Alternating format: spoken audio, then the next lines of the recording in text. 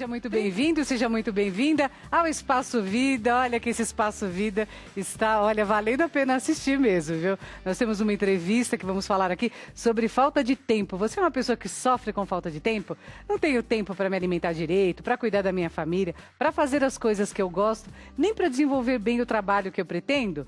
Então você fica ligado aqui porque nós vamos conversar com o palestrante motivacional Fernando Oliveira. E o Fernando Oliveira vai contar para a gente como é que a gente faz para administrar melhor essas 24 horas que todos nós temos. O tempo é igual para todos nós. Por que algumas pessoas conseguem administrar melhor o seu tempo? Vamos falar com o palestrante motivacional Fernando Oliveira. Fernando, uma alegria te receber aqui. A gente está se divertindo nesse programa, né? Muito bom. Muito um prazer bom, né? enorme estar de volta aqui, Nice. Eu tenho certeza que a gente vai aprender bastante com você, porque você me parece uma pessoa muito organizada. Eu tenho o meu sistema, tem algumas estratégias que me ajudaram, vem me ajudando a ser um pouco mais produtivo, né? Então, como você falou, todos nós temos 24 horas no dia. É uma coisa que é democrática.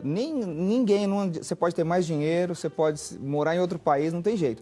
Todo mundo tem 24 horas. O que você faz com elas, que é o que causa diferença na tua vida, nos teus resultados, né? Agora, assim, a gente ouve várias vezes isso nas ruas, né? Às vezes até em conversas informais com pessoas que a gente nem conhece, as pessoas dizem, mas parece que o tempo agora está passando mais rápido.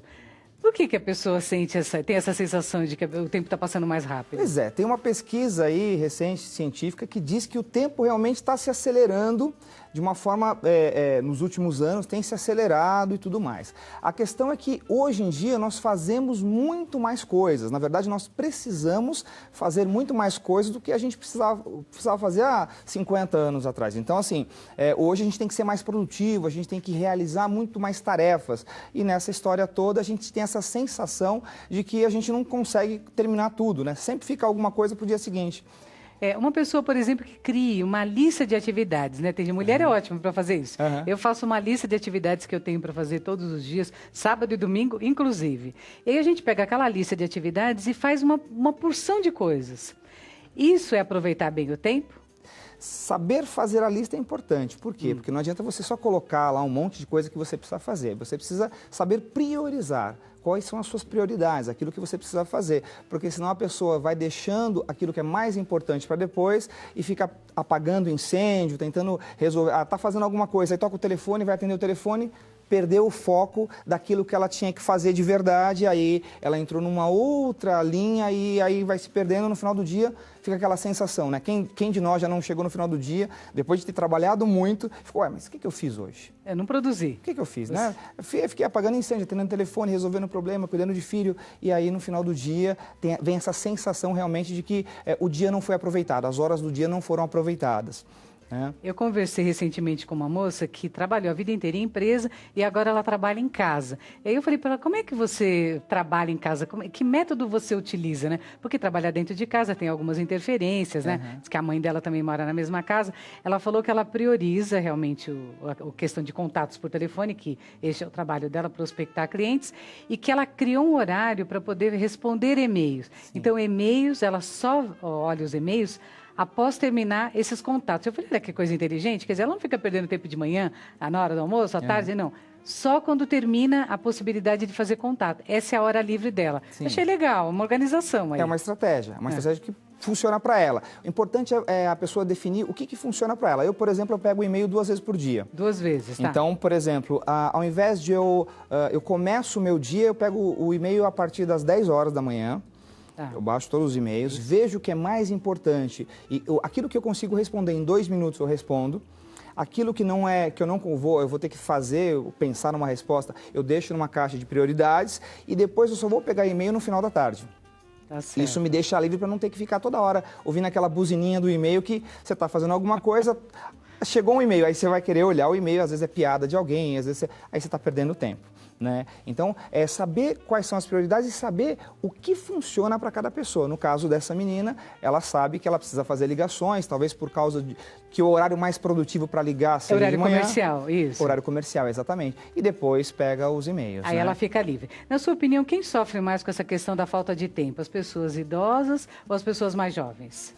Olha, eu acho que as pessoas mais jovens... Os mais jovens. Por pura falta de experiência, na verdade. Os mais jovens têm mais energia, mas eles estão muito... eles ficam muito acesos a todo tipo de informação que tem. Então, é rede social, é telefone que toca, é música. Então, eles fazem várias coisas ao mesmo tempo. Tudo é estímulo. Estímulo. Então fica recebendo estímulo. A televisão ligada, com o rádio, falando, teclando no MSN, por exemplo. E aí você não faz uma coisa nem outra. No final do dia, você fez um monte de coisa, mas não fez nada. Mas não fez nada. E aí reclama que não tem tempo. A sensação de não ter cumprido as metas traçadas, essa sensação é terrível. É uma sensação de impotência mesmo, né? Porque você colocou a meta ali e aí você não consegue cumprir. Isso pode ser uma das causas do estresse, né? Com certeza, com certeza. Estresse, né? Porque a pessoa, ela coloca coisas talvez que ela não consiga, ela tem que ser realista quando ela estabelecer as metas. Isso é importante. Porque às vezes ela coloca alguma meta que para ela não vai conseguir resolver.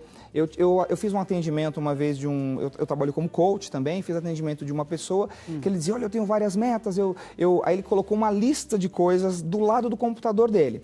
Escrever o livro, comprar o carro novo, e ele fez essa lista toda. E toda vez que ele olhava para a lista, ele tremia de nervoso, dava ansiedade, porque eu falei, sabe o que ele vai fazer? Primeira coisa, tira essa lista daí. Tira a lista, guarda essa lista. E você vai definir de 3 a 4 objetivos que você possa realizar rapidamente. E foi o que ele fez e a gente começou a fazer um trabalho. Por quê? Porque aquele excesso de metas estava dando para ele uma ansiedade. Ele não conseguia produzir, não conseguia criar, então estava criando dificuldades para ele. Então, além do estresse, quer dizer, era uma dor de cabeça para ele. Agora, existem pessoas, não sei se é o seu caso em casa, né? Que comprometem as horas de sono. Então, a pessoa dorme menos horas, por exemplo, ao invés de se deitar 10h30, 11 horas da noite, vai dormir 1 hora da manhã, 2 horas, comprometendo, inclusive, né, a produtividade lá no dia seguinte, no trabalho, nas suas atividades diárias. E tem pessoas que cortam o momento da refeição. Então, eu tenho 1 hora de almoço, eu faço só meia hora, e nessa meia hora eu vou trabalhar. O que acontece no futuro dessa pessoa? Olha, é o que você diz, quer dizer, aquilo que você faz no presente é o que está construindo o seu futuro. Se você não cuidar do seu corpo, se você não cuidar da sua mente, da sua saúde, com certeza você vai ter problemas lá na frente. Então é importante colocar como prioridade mesmo, olha, cuidar da saúde, cuidar realmente do sono, que é fundamental, porque senão você não vai ter um desempenho no dia seguinte que faça com que você seja mais produtivo, né? Então isso é fundamental. Eu acredito que até mais importante do que você conseguir gerenciar o seu tempo é você gerenciar a sua energia. Porque muita gente começa o dia naquele pique e tal, aí vai perdendo energia, vai perdendo, no final do dia está se arrastando e está querendo só chegar em casa para dormir ou descansar, coisa assim. É melhor dividir, então, essa energia, né? Um pouquinho, vai usando sempre, não precisa ser exagerada, claro, mas precisa ser sempre. Sim, as pessoas podem gerenciar isso, quer dizer, saber qual que é o horário do dia mais produtivo, mas também fazer pequenas pausas, né? Nós temos um nível de atenção de 90 minutos.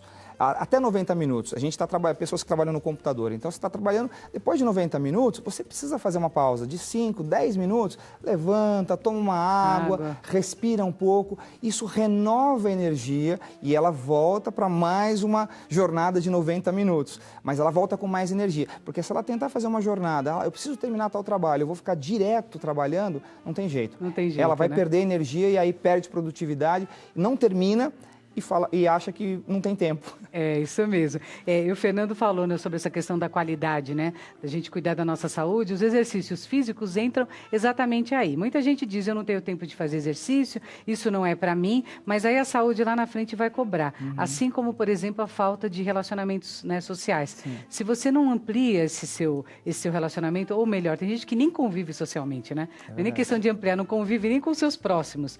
Aí essa questão de não estar aproveitando o tempo mesmo, porque no futuro vai se sentir uma pessoa solitária, né? Com certeza. E hoje a gente vive com um grande oponente aí, que são as redes sociais. Então a pessoa, ela conhece pessoas pela rede social, pelo Facebook, pelo Orkut, e aí ela para de interagir pessoa a pessoa, mandando mensagem. Então, aí você não vê as pessoas, você não conhece aquelas pessoas que estão ali e elas dedicam muito tempo ali. Elas ficam ali, virou o lado social, né? O próprio nome já diz rede social, mas passou a ser a parte social dessa pessoa, né? Onde antes era um convívio com outras pessoas, agora é na frente de um computador. Então, isso de uma certa maneira, é negativo. O excesso, eu acredito que é negativo. Tem gente que só para quando fica doente ou quando fica desempregado. Pois é. Esse é um grande problema. As pessoas só conseguem enxergar ou só dar um valor para a saúde quando perde. né? Então é importante que as pessoas realmente elas dediquem um tempo para parar para si mesmas. Eu costumo dizer, olha, você precisa parar pelo menos de 5 a 10 minutos na parte da manhã para você, sabe? Coloque-se num lugar tranquilo, onde ninguém vai te interromper, para você sentir sua respiração, para você sentir o teu corpo, para você estar um pouquinho em contato com você mesmo. Porque aí você, nesse momento, você vai definir quais são as suas prioridades. E aí talvez o seu dia vai ser mais produtivo. E no final do dia também, né? Sem falar nesses intervalos que eu digo durante o dia, no final do dia é importante você fazer uma avaliação daquilo que foi feito, parar um pouquinho para você. Aí a pessoa fala assim, mas eu não tenho esse tempo, eu chego em casa tão cansada que eu vou dormir, eu tomo um banho e quero dormir. Então, ótima dica, na hora do banho, você dura 5 minutos no banho, então esses 5 minutos durante o banho é um momento seu. É um momento para você aproveitar, porque você vai estabelecer um contato com você mesmo, você vai sentir, né, as suas emoções, saber como que você está se sentindo e com isso você vai conseguir se equilibrar um pouco melhor, porque na verdade tudo trata-se de equilíbrio, né? Essa coisa de tempo, a falta de tempo é uma falta de equilíbrio dessas áreas todas da vida. Tá certo, Fernando Oliveira. Olha, as informações que você passou, eu tenho certeza que vão ajudar as pessoas que estão em casa e agradeço mais uma vez a sua presença aqui, viu? Foi um grande prazer revê-la aqui. Eu que agradeço, Nisso. Muito obrigado. Muito obrigada.